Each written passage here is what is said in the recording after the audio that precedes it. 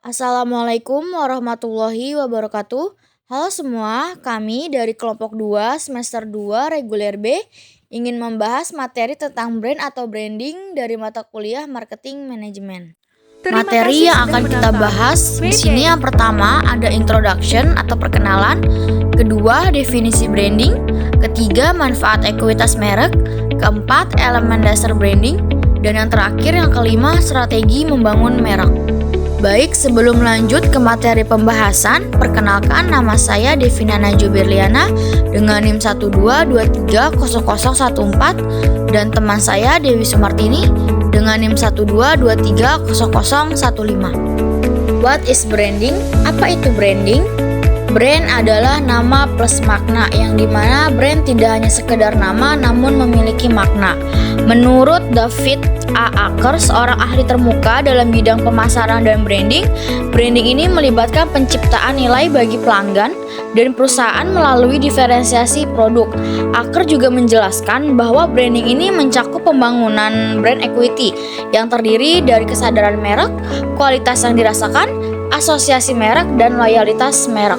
Dalam bukunya yang berjudul Building Strong Brand, menyatakan bahwa branding jauh lebih kompleks daripada sekedar nama dan logo, tetapi juga mencakup penciptaan identitas yang kuat, memberikan alasan kepada pelanggan untuk membeli dan menetapkan posisi pasar yang unik. Branding adalah proses strategis yang melibatkan berbagai aspek untuk menciptakan dan mengelola identitas merek yang kuat.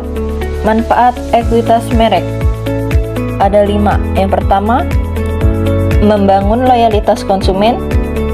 Yang kedua, harga premium. Yang ketiga, meningkatkan penjualan produk lain. Yang keempat, membuat produk lebih toleran. Yang kelima, menarik karyawan yang berkualitas. Selanjutnya ada elemen dasar branding. Elemen dasar branding. Yang pertama, brand identity. Yang kedua, brand positioning. Yang ketiga, brand value dan brand promise. Yang keempat, brand voice dan brand personality. Brand identity yaitu mencakup logo, warna, dan tipografi. Brand identity logo terbagi menjadi 3 macam, yaitu ada logo type, wordmark. Contohnya logo yang terdiri dari nama seperti Coca-Cola, Google, dan Fuji Film.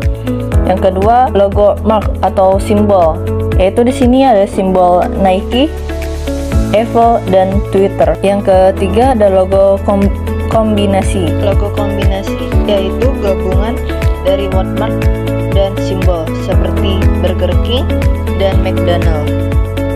Brand identity. Warna.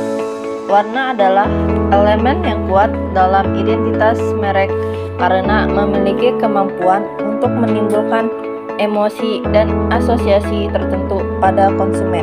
Seperti psikologi warna, konsistensi, kontras, dan keterbacaan. Di sini contohnya seperti gambar Alfamaret, Indomaret, dan Pertamina. Brand identity. Tipografi. Tipografi adalah gaya atau desain penulisan yang digunakan dalam materi branding, yaitu dilihat dari jenis font, konsistensi, dan hierarki keterbacaan. Contohnya seperti Grab dan merek laptop yaitu HP.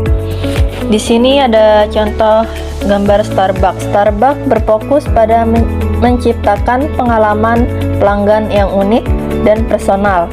Merek ini menekankan kualitas tinggi, etika dalam sumber daya, dan suasana yang nyaman di setiap kedai kopinya.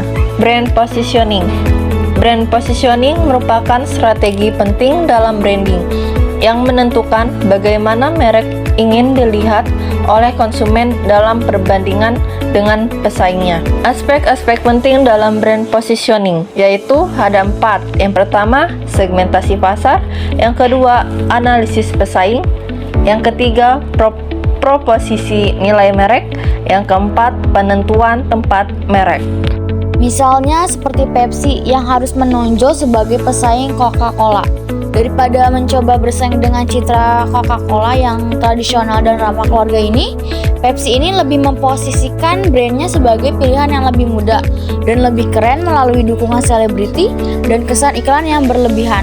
Meski produknya sama dengan Coca-Cola, brand ini dapat memposisikan dirinya untuk menarik target audiens yang berbeda.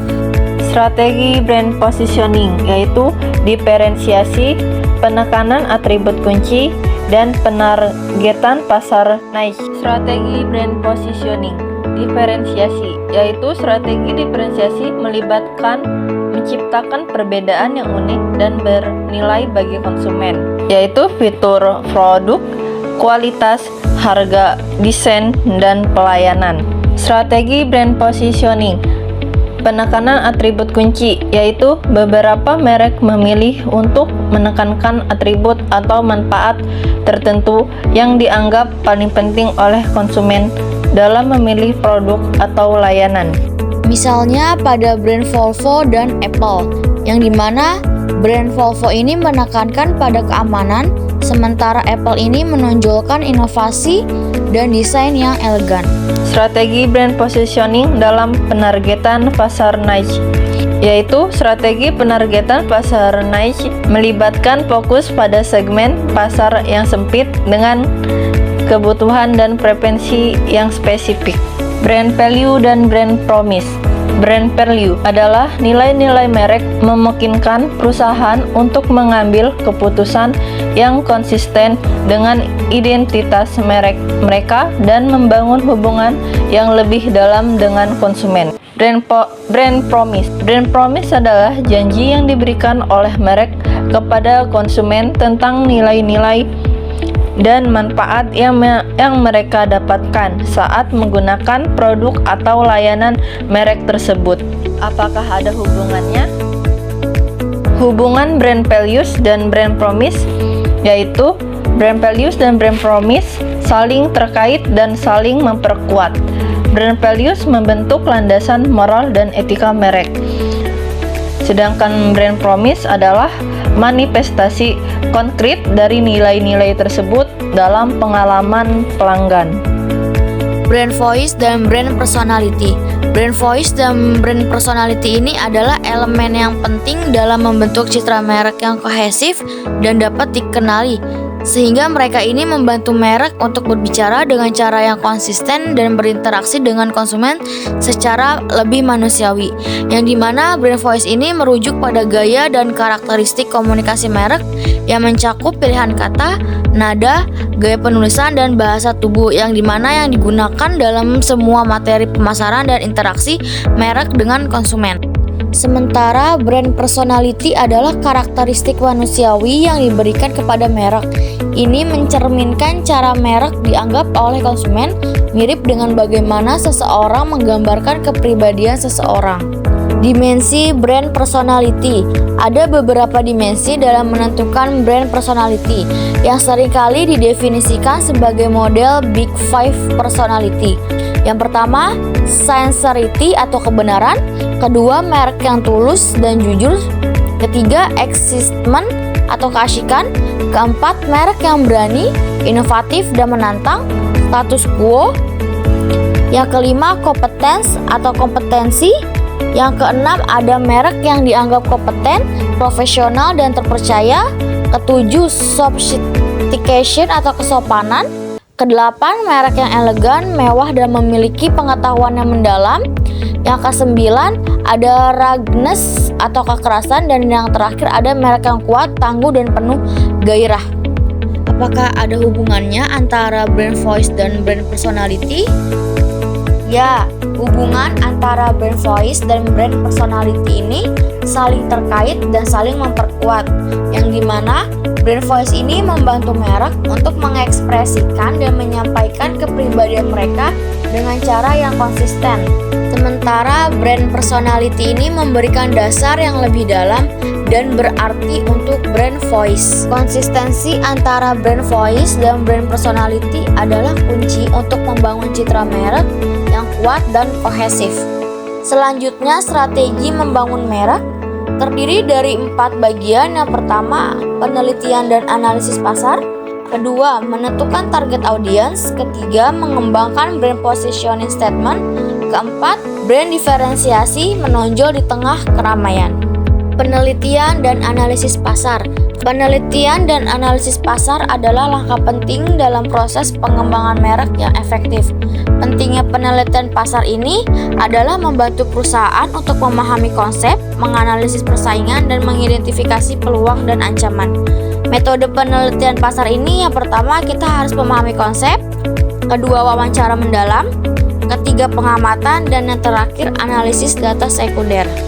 Selanjutnya analisis pasar. Analisis pasar ini terdiri dari tiga. Yang pertama segmentasi pasar, kedua pengukuran kepuasan pelanggan, ketiga analisis pesaing. Selanjutnya menentukan target audience. Menentukan target audience adalah langkah kunci dalam pengembangan merek yang berhasil. Target audience sendiri adalah segmen pasar yang paling relevan dan potensial bagi produk atau layanan perusahaan. Pentingnya menentukan target audience itu yang pertama, penggunaan sumber daya yang efisien, kedua, pengembangan pesan yang relevan, ketiga, perbedaan dari pesaing. Bagaimana cara menentukan target audience? Yang pertama, ada analisis demografis, kedua, analisis psikografis, ketiga, penelitian pasar, dan yang keempat, analisis persinggungan.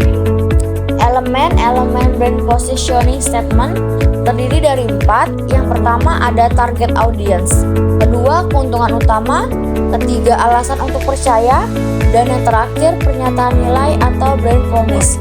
Yang dimana target audience ini menentukan siapa target audience yang dituju oleh merek, termasuk karakteristik, demografis, psikografis, dan perilaku mereka. Lalu apa keuntungannya? Keuntungan utamanya itu adalah menjelaskan keunggulan utama dari produk atau layanan merek yang membedakannya dari pesaing. Alasan untuk percayanya yaitu menyampaikan alasan atau bukti yang meyakinkan bagi konsumen bahwa merek mampu memberikan manfaat yang dijanjikan. Pernyataannya itu menjelaskan nilai-nilai inti atau janji merek kepada konsumen tentang pengalaman yang mereka dapatkan saat menggunakan produk atau layanan merek. Selanjutnya terdapat langkah-langkah mengembangkan brand positioning statement. Terdapat 5 langkah. Yang pertama itu ada memahami target audience, kedua mengidentifikasi keunggulan utama, ketiga menyampaikan alasan untuk percaya, keempat menyusun pernyataan nilai atau brand promise, kelima menggabungkan semua elemen. Contoh dari elemen-elemen brand positioning statement yaitu yang pertama target audience. Contohnya itu seperti penggemar kopi yang mencari pengalaman yang unik dan terkoneksi. Mereknya Starbucks. Keuntungan utamanya itu menghadirkan kopi berkualitas tinggi dengan beragam pilihan rasa dan minuman yang disajikan dengan cermat. Alasan kita untuk percaya yaitu berkomitmen pada kualitas melalui sumber kopi berkualitas tinggi dan latihan barista yang intensif. Pernyataan nilai atau brand promise yaitu menciptakan pengalaman kopi yang unik dan terkoneksi dimanapun Anda berada. Contoh brand positioning statement dari Starbucks yaitu untuk para penggemar kopi yang mencari pengalaman yang unik dan terkoneksi, Starbucks adalah tujuan utama karena kami menyajikan kopi berkualitas tinggi dengan beragam pilihan rasa, disiapkan oleh barista yang terlatih secara profesional, menciptakan pengalaman kopi yang unik dan terkoneksi dimanapun Anda berada. Contoh selanjutnya dari brand Apple. Contoh brand positioning statement-nya yaitu untuk konsumen yang mencari perangkat mobile yang inovatif, mudah digunakan, dan berpenampilan premium, Apple iPhone adalah pilihan utama karena kami menyediakan teknologi canggih yang memudahkan hidup Anda dengan desain yang menawan dan didukung oleh reputasi kami yang solid dalam menghasilkan perangkat berkualitas tinggi. Selanjutnya, brand diferensiasi. Brand diferensiasi adalah proses di mana sebuah merek menciptakan dan menyampaikan nilai-nilai unik yang membedakannya dari pesaing di pasar. Pentingnya brand positioning. Yang pertama itu membangun identitas yang kuat, kedua membangun keunggulan bersaing, yang ketiga memenangkan hati konsumen.